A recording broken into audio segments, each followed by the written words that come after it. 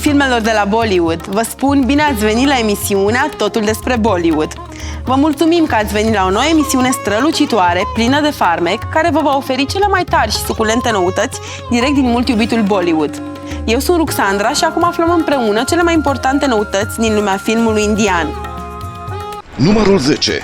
Să începem acest episod festiv al sezonului de sărbători cu o nuntă la Bollywood, care a fost plină de dragoste, râsete și căldură.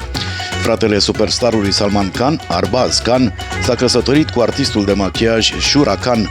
La evenimentul intim au participat toți membrii familiei Khan. Iulia Vântur a fost prezentă și ea la ceremonie, alături de multe alte celebrități de la Bollywood, precum Ravina Tandon, Varun Sharma, Sajid Khan, Farah Khan și Ritesh Deshmukh cu soția Genelia de Souza. Arbaz și Shura s-au întâlnit pe platourile de filmare pentru viitorul film al actorului Patna Shukla. Le dorim tinerilor căsătoriți o viață întreagă de fericire și dragoste.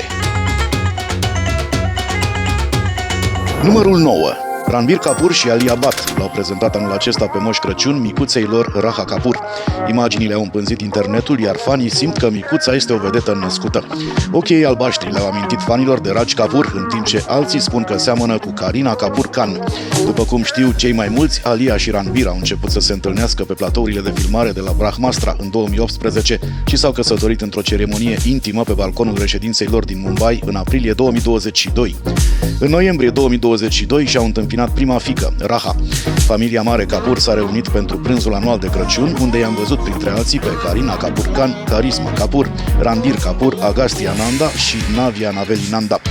Alia și Ranbir au sosit la întâlnire cu micuța lor și toată lumea a fost bucuroasă să vadă drăgălășenia întruchipată de Crăciun. Numărul 8. Bollywood a sărbătorit Crăciunul cu mult entuziasm, iar pozele pline de farmec sunt o dovadă în acest sens. Alia Bhatt a fost recunoscătoare să petreacă Crăciunul cu mama sa, Soni Razdan, sora ei, Shahin, și soțul Ranbir Kapoor, desigur. Siddharth Malhotra nu avea nevoie de vâsc pentru a o săruta pe soția sa, Kiara Advani. Priyanka Chopra a găsit un loc confortabil pentru a face o poză cu soțul ei, Nick Jonas. Malaika Arora a avut ochi doar pentru prăjitura de Crăciun. Micul motiv de fericire al lui Bipasha Basu și Karan Singh Grover, Devi, a purtat costumul de Crăciun. Sonam Kapoor și soțul ei, Anand Ahuja, s-au bucurat de Crăciun cu fiul lor la Londra. Bhumi Pednekar și Diana Penty și-au împodobit pomul de Crăciun împreună. Sonak și Sina l-a prins pe Moș Crăciun pentru o poză rapidă. În timp ce sora mai mică, Khushi Kapoor, și-a găsit propriul motiv de fericire, sora mai mare, Janhvi Kapoor, a fost văzută așteptând miracolul ei de Crăciun.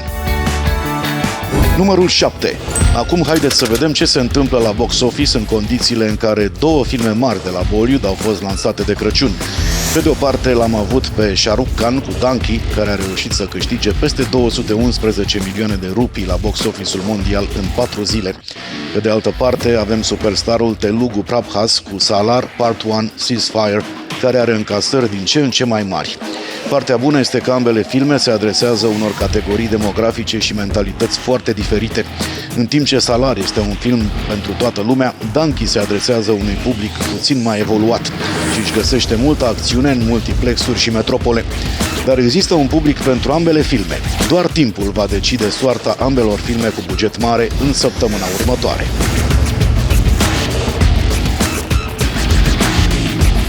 Numărul 6. Filmul Pathan al lui Shah Rukh Khan a avut încasări de peste 1 milion de euro la box office, iar acum Animalul lui Ranbir Kapoor se apropie de această cifră. Diferența dintre cele două filme este mică și probabil încasările vor fi similare. Odată ce se va întâmpla acest lucru, Animal va fi al doilea cel mai de succes film din 2023, după Jawan al lui Shah Rukh Khan, care va continua să ocupe primul loc.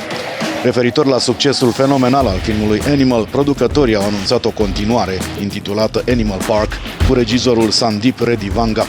Ranbir Kapoor și alți membri ai distribuției sunt probabil gata să se întoarcă pentru al doilea film.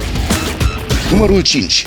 La Umang 2023, evenimentul care sărbătorește poliția din Mumbai, au fost prezente foarte multe vedete. Multe celebrități din industria filmului indian au participat la evenimentul anual.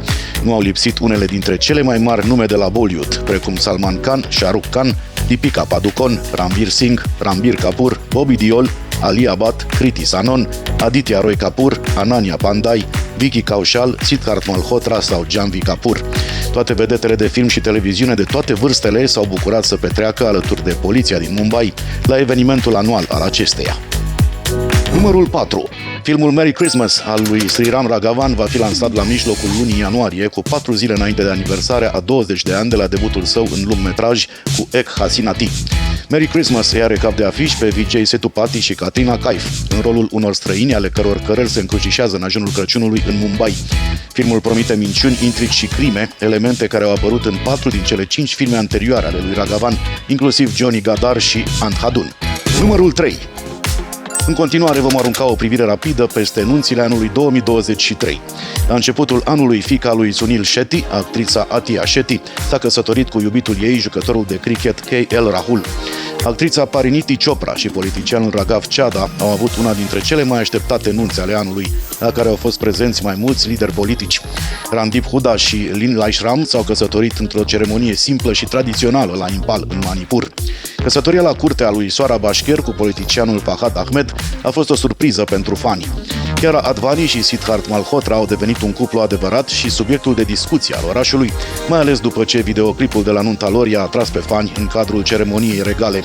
Actrița dansatoare Mukti Mohan s-a căsătorit cu actorul Kunal Thakur și a avut o nuntă perfectă în decembrie, iar fiica Ninei Gupta, actrița Masaba Gupta și actorul Satyajit Misra au luat pe toată lumea prin surprindere cu nunta lor secretă.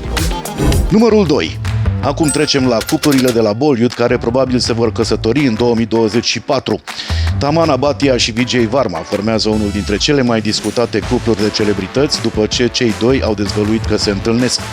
Fiica lui Amir Khan, Ira Khan, și iubitul ei de multă vreme, Nupur Shikari, se pare că se vor căsători în ianuarie 2024.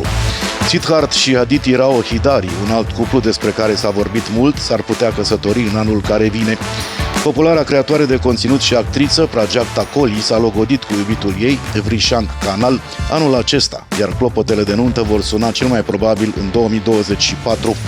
Actrița Rakul Preet Singh și producătorul Jackie Bagnani s-ar fi logodit, urmând să se căsătorească în curând.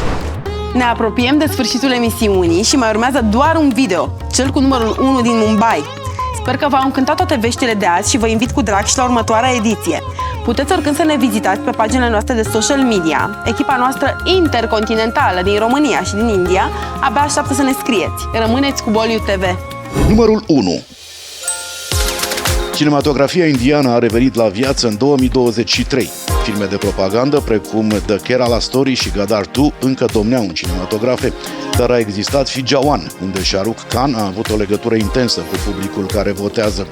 Au fost câteva drame tandre și afectoase și acea fiară zgomotoasă din cinematografe numită Animal cu Ranbir Kapoor.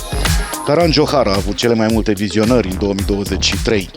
O altă performanță de la care nu îți poți lua ochii a fost Jane Jan, comercializată drept debutul în streaming al Karinei Kapoor Khan. Al 12-lea eșec al lui Vidhu Vinod Chopra cu Vikrant Mesey a avut o desfășurare splendidă în cinematografe și a fost nominalizat la Oscar. Urmăriți-ne și în acest an!